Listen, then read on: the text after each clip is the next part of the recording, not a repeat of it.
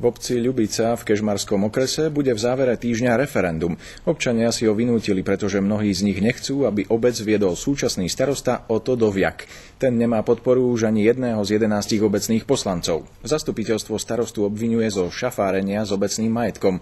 Doviak to odmieta a pred referendum si vzal dovolenku.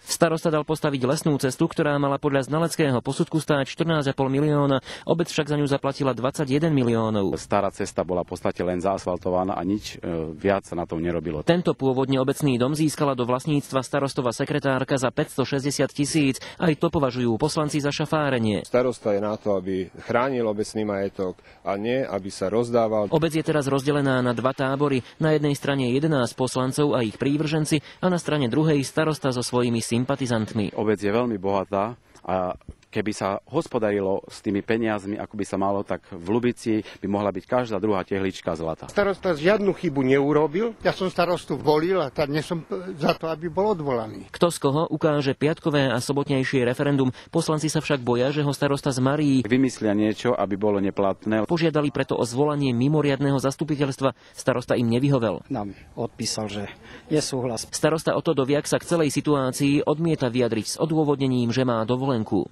Ľubica teraz čaká na to, ako dopadne referendum. To sa však dozvieme až v nedeľu. Jozef Slivenský, Teatry.